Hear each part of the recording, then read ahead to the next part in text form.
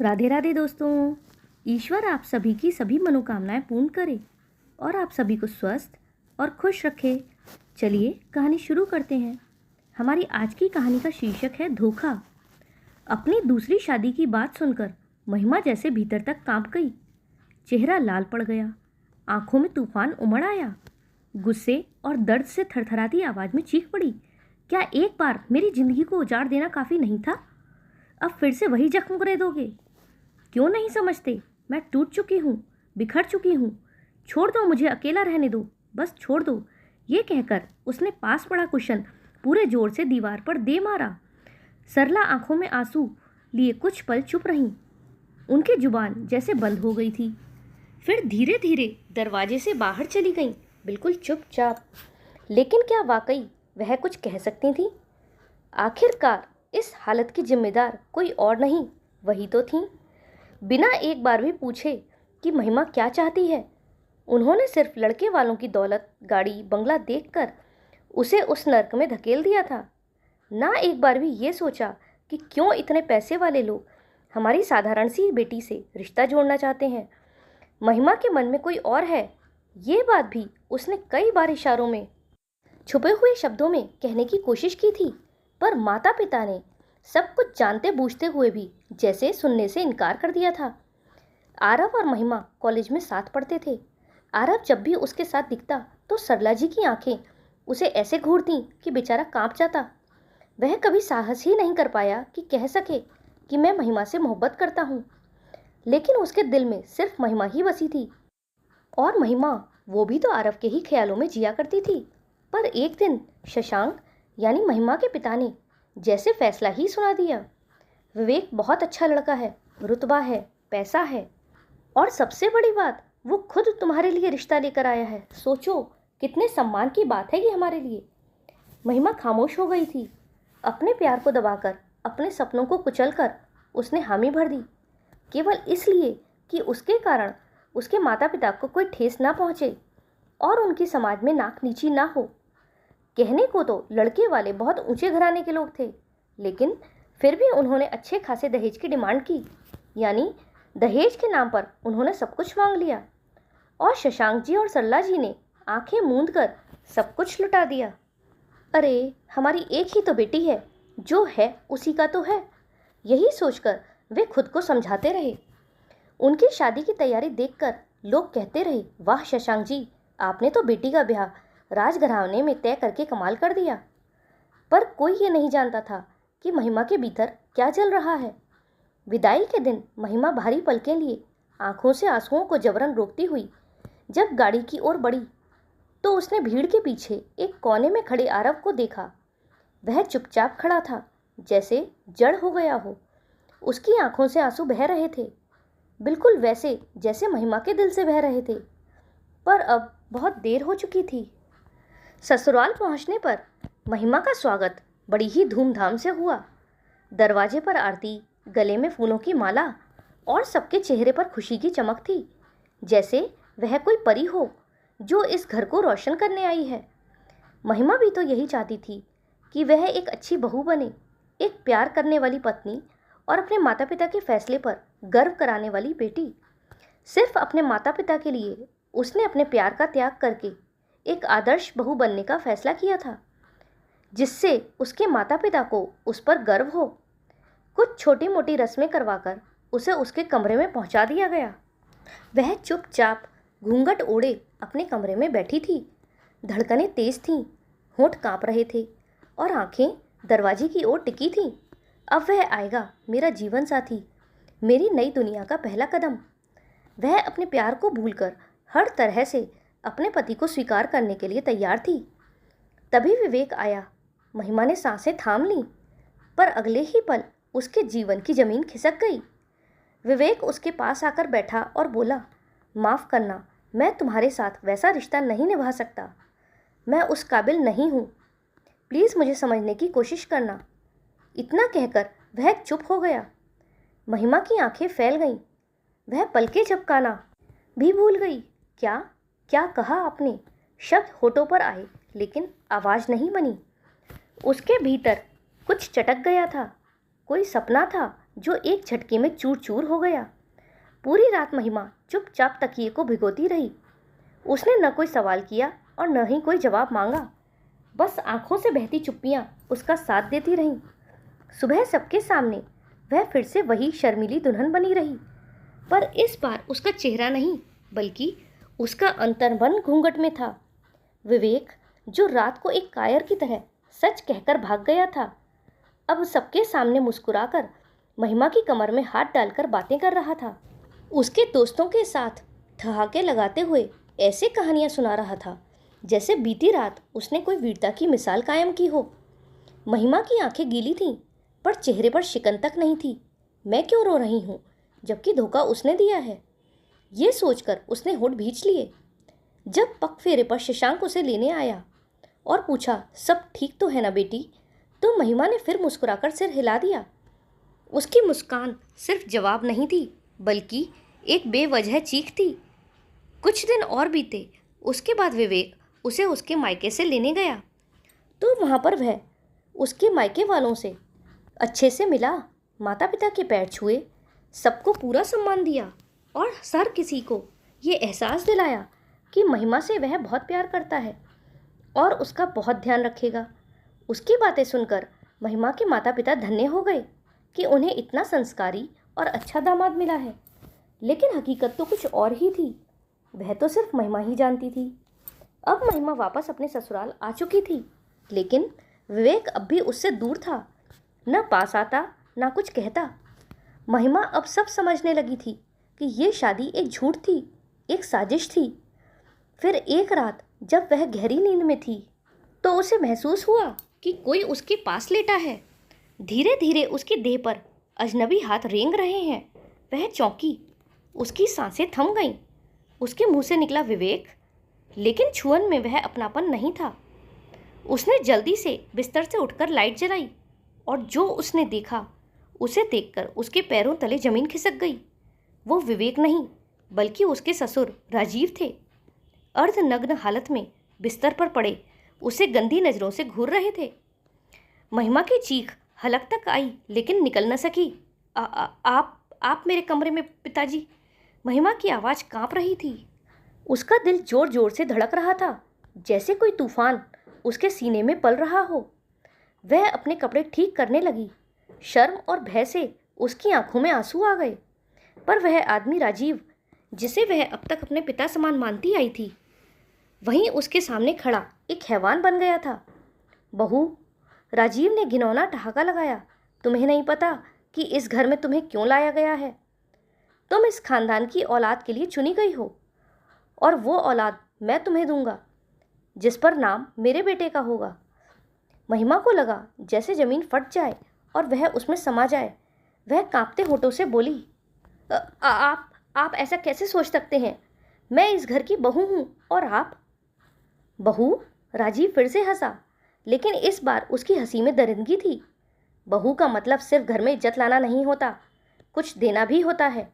और हमें वारिस चाहिए, अब चाहें वह कैसे भी आए। महिमा की रूह कांप उठी।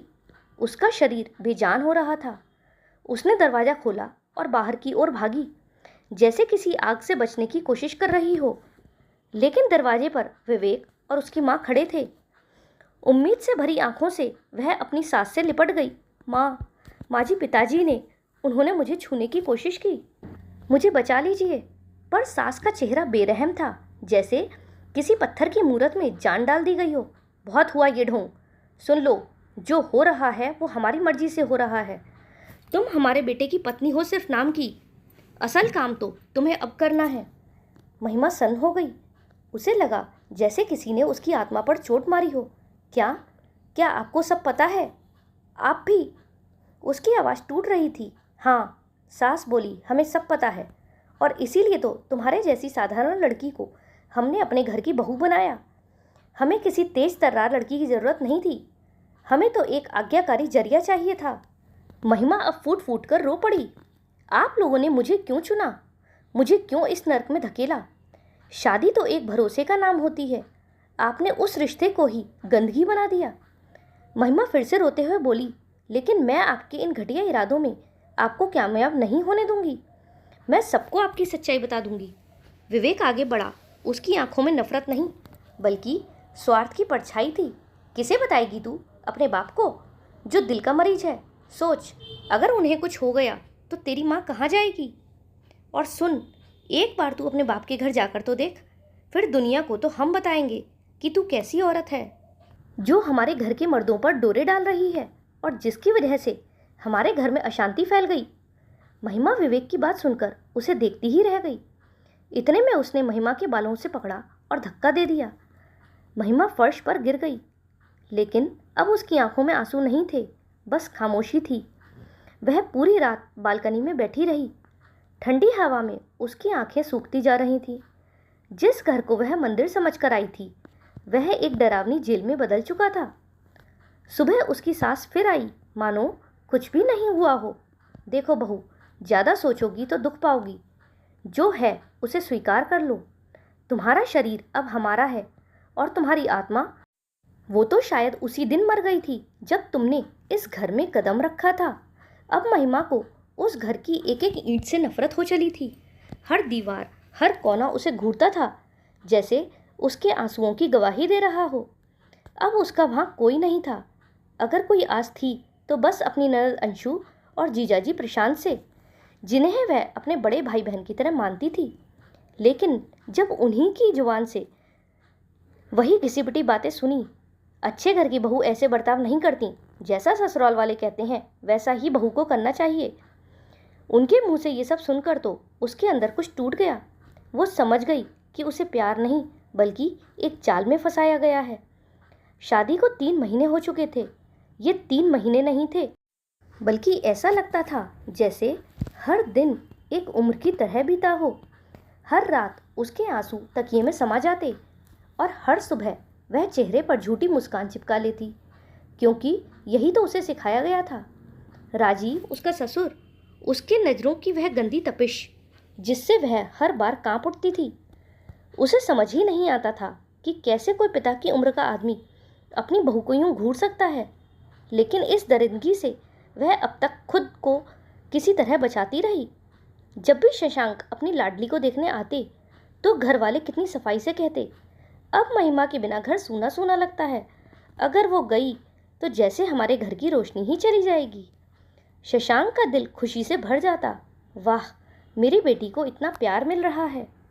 उन्हें क्या पता था कि उनकी फूल सी बेटी भीतर ही भीतर मुरझा रही है, हर दिन मर रही है। महिमा चाहती तो सब कह देती, चिल्लाकर बता देती कि उसके साथ क्या हो रहा है। लेकिन पापा की वो थकी आंखें, बार बार खांसती छाती कैसे बोलती? वो नहीं चाहती थी कि उनकी सांसें उसकी तकलीफ से टूट जाएं। इसीलिए चुप रह गई हर बार। लेकिन उस रात जब उसे राजीव के साथ एक कमरे में बंद कर दिया गया, तब यह चुप्पी अब और नहीं निभाई जा सकती थी। वह चीखती रही, चिल्लाती रही, दरवाज़ा खोलो प्लीज़। कोई नहीं आया। जब डर ने हिम्मत का रूप लिया तो उसने पास रखा फूलदान उठाया और पूरे जोर से राजीव के सिर पर दे मारा। वो चीखा, आह! उसकी चीख सुनकर उसका पति और सास दौड़े चले आए और दरवाज़ा खोलकर राजीव को संभालने लगे। लेकिन महिमा ने एक पल भी नहीं गंवाया। बदहवास, नंगे पांव, आंचल उड़ता हुआ वह भाग निकली उस नर्क से और तुरंत टेम्पो करके अपने मम्मी पापा के घर पहुंच गई और जोर जोर से दरवाज़ा खटकाने लगी। शशांक जी और सरला जी इतनी रात को दरवाज़ा पीटते देखकर घबरा गए कि इतनी रात में कौन है। उन्होंने आवाज़ लगाई, बाहर कौन है? तो उन्हें अपनी बेटी की रोती हुई आवाज़ सुनाई दी। जब शशांक जी और सरला जी ने दरवाज़ा खोला और अपनी बेटी को दर पर अकेली, कांपती हुई, आंसुओं में डूबी देखा तो उनके दिल में कुछ चुभ गया। सरला जी ने उसे सीने से लगाया और वो बस फूट फूट कर रो पड़ी, माँ अब और नहीं सहा जाता। जब सच्चाई सामने आई तो शशांक जी जैसे पत्थर बन गए। क्या यही वो घर था जहाँ मैंने अपनी बेटी का कन्यादान किया था? क्या यही वो लोग थे जिन पर मैंने भरोसा किया था? गुस्से में कांपते हाथों से वे बेटी को साथ लेकर ससुराल जा पहुँचे और जब उन्होंने सच्चाई का हिसाब मांगा तो सामने से तिरस्कार भरी हंसी आई। आपकी बेटी तो दिमागी तौर पर ठीक नहीं है, हमारे साथ तो आप लोगों ने धोखा किया है। तो ठीक है। शशांक जी की आवाज़ कांप रही थी, न डर से बल्कि उस ज्वाला से जो अब उनके भीतर सुलग रही थी। आप अपने बेटे की जांच कराइए कि वह मर्द कहलाने लायक है भी या नहीं, और मैं अपनी बेटी की मानसिक जांच कराऊंगा। फिर फैसला हो ही जाएगा, सच और झूठ का। उनकी आंखों में आंसू थे, गुस्से के, लाचारी के और सबसे ज़्यादा पछतावे के कि क्यों मैंने अपनी बेटी को इस नर्क में भेज दिया। तुम लोगों ने मेरी बेटी की ज़िंदगी को खिलौना समझा। उस पर जो बीती है उसकी सज़ा तो तुम सबको मिलकर रहेगी। अब तक तुमने मेरी खामोशी देखी है, अब मेरी आवाज़ सुनोगे। मैं अब हर हद को पार करूँगा, पर अपनी बेटी को इंसाफ दिलाकर रहूँगा। तुम सबको तो जेल होगी ही। उसकी सांसें तेज चल रही थी। और तुम्हारा बाप, जिसने मेरी बच्ची की मासूमियत कुचल डाली, अगर उसे फांसी नहीं दिलाई ना तो मेरा नाम भी शशांक नहीं। वो शब्द नहीं थे, अंधेरे में उठते रोशनी के अंगारे थे। वहाँ मौजूद हर चेहरा फक पड़ गया। राजीव, विवेक और बाकी सभी को जैसे दिन में तारे दिखने लगे। जब वो अपनी बेटी को लेकर जाने लगे तो विवेक का पिता कांपते हुए बोला, रोक लो उसे। अगर पुलिस में चला गया तो हमारी इज्जत भी गई और जिंदगी भी, और मुझे फांसी पर नहीं चढ़ना। उसके बाद वह महिमा के पिता के हाथ जोड़कर गिड़गिड़ाने लगा, आप हमें जितना चाहे सजा दे दीजिए, थप्पड़ मारिए, पर पुलिस का नाम मत लीजिए। शशांक जी के दिल में झंझावत था। एक तरफ गुस्सा और दूसरी ओर महिमा की टूटी आत्मा। उन्हें डर था कि कहीं लंबी कानूनी लड़ाई में उनकी बच्ची और टूट न जाए। आखिर उन्होंने एक फैसला लिया, उसकी आज़ादी का। वे बोले, तो सुन लो, मेरी बेटी को जल्द से जल्द बिना शर्त के तलाक चाहिए। उसके बाद जल्दी ही महिमा को तलाक मिल जाता है। महिमा कानूनी रूप से तो आज़ाद हो गई, पर उसकी आत्मा अब भी उसी पिंजरे में कैद थी। हर दिन वो खुद से दूर होती गई, न खुद से बातें न दूसरों से। उसका कमरा जैसे उसका अंत बन चुका था, जहाँ सिर्फ अंधेरा था, सन्नाटा था और दर्द था। सरला जी रोज कमरे के बाहर बैठकर रोती रहती थीं। मेरी बच्ची को क्या हो गया? ये वही महिमा है जो तितलियों के पीछे भागती थी, जो बारिश में भीगकर हंसती थी। अब जैसे वो खोसी गई है। शशांक जी चुपचाप खिड़की से महिमा को देखते रहते, आंखों में सिर्फ एक सवाल, क्या मैं ही कसूरवार हूँ? एक दिन जब सरला जी ने कमरे की लाइट जलाई तो महिमा ने धीरे से आंखें खोली। रोशनी से उसकी आंखें चुभीं, पर किसी तरह उसने देखा और सामने एक चेहरा खड़ा था, आरव का। हाँ, वही आरव, वो जो उसे उसकी हंसी से जानता था, उसके सपनों से प्यार करता था। शायद वही जिससे वो कभी बेइंतहा मोहब्बत करती थी। शायद वही जिसे समाज और रीति रिवाजों ने उससे छीन लिया था। शशांक और सरला जी ने नम आंखों से महिमा की आंखों में हलचल देखी। कई महीनों बाद सरला जी ने हौले से कहा, अब अगर कोई है जो हमारी बच्ची को वापस जिंदगी की ओर खींच सकता है तो वो बस तू ही है बेटा। आरव ने भी सरला जी के आगे हाथ जोड़कर उन्हें यह एहसास कराया कि वह महिमा को अब अकेला नहीं रहने देगा, वह उसे बिल्कुल ठीक कर देगा। इधर महिमा ने एक नज़र आरव की तरफ देखा, उसके बाद वह फिर से खिड़की की तरफ देखने लगी। बहुत देर तक सिर्फ खामोशी रही। महिमा की नज़रें अब भी खिड़की के बाहर कहीं शून्य में टिकी थीं, दीवारों पर फैली उदासी जैसे सांसें ले रही हो। आरव ने बड़ी हिम्मत जुटाकर धीरे से पूछा, कैसी हो महिमा? कोई जवाब नहीं आया। उसने हौले से मुस्कुराने की कोशिश की, लगता है भूल गई। अरे मैं आरव हूँ, तुम्हारा आरव, अब याद आया? पर महिमा की आंखों में न कोई चमक थी, न ही पहचान का कोई संकेत, बस एक बेजान सन्नाटा। आरव ने अपना दर्द छुपाते हुए यादों की गठरी खोली। याद है कॉलेज की वो शामें जब तुम किताबों में खोई रहती थीं और मैं तुम्हारे बालों को देखते हुए अपना पूरा दिन भूल जाया करता था। कैंटीन की वो गर्म कॉफ़ी जिसमें तुम्हारी हंसी घुल जाया करती थी। महिमा की आंखें नम तो थीं, पर उनमें अब भी कोई हरकत नहीं थी। आरव थोड़ा और करीब आया। वह फुसफुसाया, मैं जानता हूँ बहुत कुछ टूटा है तुम्हारे अंदर, पर महिमा, जब सब बिखर जाता है तभी तो अपने आप को दोबारा जोड़ने का वक्त आता है। उसकी आंखें भीगने लगीं। तुम्हारी खामोशी चीखती है महिमा, और ये चीखें मुझे अंदर तक तोड़ देती हैं। तुम ऐसी क्यों बन गई हो? क्या सच में तुम्हारी कोई गलती थी? सिर्फ इसलिए कि तुमने अपने मम्मी पापा की बात मानी, तो क्या ये सज़ा तुम्हारे लिए है? खुद को इस अंधेरे में कैद करके तुम क्या साबित करना चाहती हो? महिमा की आंखों से एक आंसू ढुलक गया। बहुत धीमे स्वर में टूटी हुई आवाज़ आई, तो मैं क्या करती आरव, क्या करती मैंने तो बस उनका विश्वास निभाया, लेकिन बदले में खो दिया सब कुछ, अपनी हंसी, अपने सपने और शायद खुद को भी। बाहर खड़ी सरला के सब्र का बांध टूट गया। वह रो पड़ी।